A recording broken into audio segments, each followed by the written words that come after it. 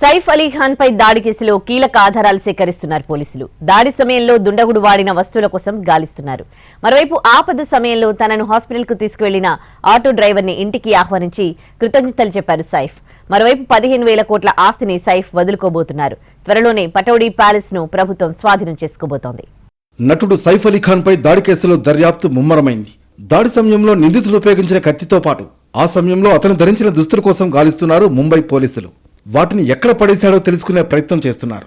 సైఫ్ పై దాడి జరిగిన కొన్ని గంటల తర్వాత నిందితుడు బాంద్రా రైల్వే స్టేషన్ వైపు వెళుతున్న దృశ్యాలు సీసీటీవీ కెమెరాల్లో రికార్డయ్యాయి. బాంద్రా రైల్వే స్టేషన్ బయట దాదాపు 20 నిమిషాల పాటు గడిపాడు. రాత్రి 8:30 గంటల ప్రాంతంలో బాంద్రాలో ట్రైన్ ఎక్కి దాదర్ రైల్వే స్టేషన్లో దిగాడు.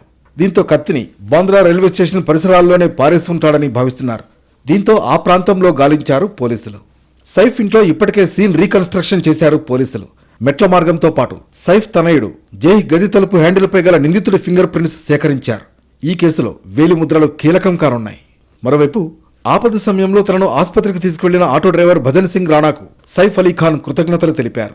రాణా తమ ఇంటికి రాగానే అతన్ని కౌగిలించుకున్నారు సైఫ్. అలాగే రాణాను దీవించారు సైఫ్ తల్లి షర్మిలా ఠాగూర్. దుండగుడి దాడిలో తీవ్రంగా గాయపడ్డ సైఫ్ అలీ ఖాన్ ను తన వాహనంలో హుటాహుటిన ఆసుపత్రికి తీసుకువెళ్లాడు ఆటో డ్రైవర్ భజన్ సింగ్ రాణా. ఆ సమయంలో డబ్బులు కూడా తీసుకోలేదు.